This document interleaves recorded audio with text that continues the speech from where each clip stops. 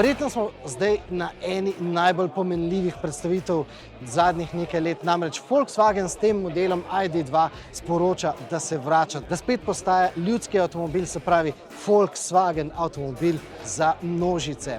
In seveda, avtomobil za množice pomeni tudi dostopnejšo ceno in ta avtomobil naj bi imel ceno okoli 25.000 evrov, se pravi električni avtomobili postajajo dosegljivi, pa ne na račun nizkega dosega, ker tale avtomobil naj bi dosegal doseg kar okoli 400 km.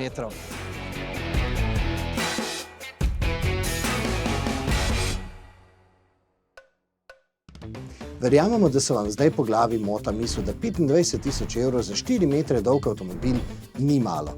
Kljub skoraj 500-litrskemu prtljažniku in prostorni kabini. In mi se z vami strinjamo. Da je ta cena ugodna, je absolutno gledano absurdno, če tudi razumemo, da je ta cena glede na razmere realna in ugodna. No, na tiskovni konferenci so med drugim napovedali tudi naslednji mali električni Volkswagen, še manjši ID.1 s ceno pod 20.000 evri. Toda prireditev v Hamburškem kongresnem centru ni bila prelomna samo zaradi ljudske cene, ampak tudi zato, ker ID.2 zavrača minimalistične ideje aktualnih električnih Volkswagenov. In to je neposredna posledica zamenjave vodstva. Novi karizmatični predsednik uprave Thomas Schäfer je zaposlenim v Volkswagenu prinesel olajšanje. Namreč, kot je bilo čutiti na tiskovni konferenci, niso bili samo lojalni kupci tisti, ki se v novih idejah niso znašli, tudi mnogi zaposleni niso ponotranjili tega, da bi morali biti električni Volkswageni povsem drugačni od modelov, ki so to znamko ustoličili. When I took over as CEO of the brand, I asked my team, where do you want to take the brand? The answer was, let's make Volkswagen shine again. I truly believe that this brand is so iconic and has got so much potential to transfer it in the future that it was time to wake it up. It's time to get back to the self-confidence and back to the ingenuity that we always had. And with that, it always reflects on a product. It has to be something that people are fighting for. So when I told the team, I want this to be a true Volkswagen, down to the DNA of everything, everybody jumped. It was unbelievable how people responded to it. This company is good for a lot more, and we are fighting for this. We are changing BMW quickly and fundamentally. We are on our way to becoming a love brand again, a brand for the heart and for the people. Volkswagen se torej vrača. Tudi v električni dobi bo ponujal točno tisto idejo, ki bo prihodnje leto praznovala že pol stoletja. When I was a little boy, so my father worked also at Volkswagen, and we always have been driven with Golf. And for me it was clear, if we wanna build emotional cars, they have to be similar like the Golf. Not from a design perspective, but from the idea behind. It was always a kind of celebration. When we got a new car, we went to our families, we went to our friends, and we showed our new car. And it was always a new memory in my head. So, and with these memories, I started 3-4 months ago, and I was sure I had to work out a new typical Volkswagen design, and that's why we started with the ID.2, right? You can see here in the back. With the Golf GTI, anybody can drive it and look good in it. Whether you are a normal worker or you are a CEO, with a custom-made suit, it's fine. It's great, and we need more cars like this that work global. And scale it.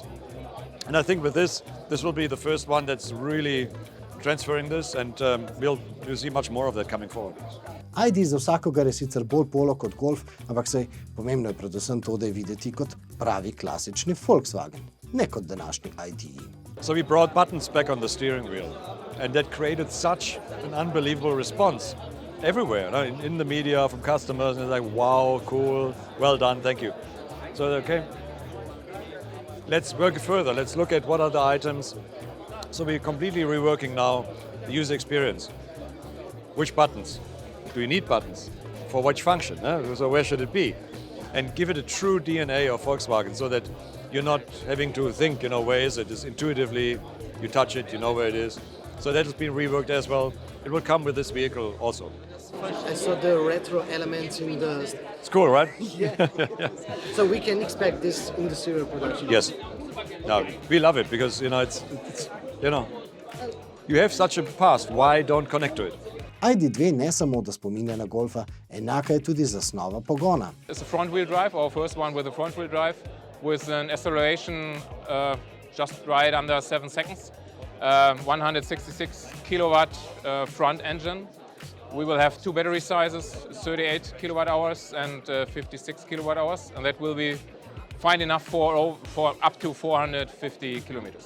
Se pravi, Volkswagen se s tem modelom ne samo tehnično, ampak tudi sicer odmika od teh klasičnih modelov ID.3, ID.4, ID.5, ki smo jih gledali zadnjih nekaj let.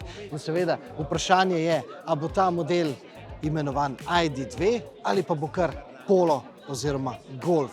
Not clear yet. We will carry iconic names into the future, but very specific. Not everything. We're not going to just change the old into the new. We're going to pick iconics and mix it. There's going to be numbers, but there's also going to be iconic names. Like, we will bring GTI into the future. We will definitely bring the Golf into the future. But it has to be right. It has to be a model that truly reflects the genes of the father. Sporočilo je torej zelo močno. Električni pogon ne pomeni več, da morajo biti električni avtomobili nekaj povsem drugega. Lahko ostanejo to, kar imamo radi. In verjetno ni boljšega primerka, ki bi to, čemur smo bili priča na tiskovni konferenci v Hamburgu, bolje izrazil kot pa Golf GTI. Ja, GTI naj si zasluži vaš naslednji.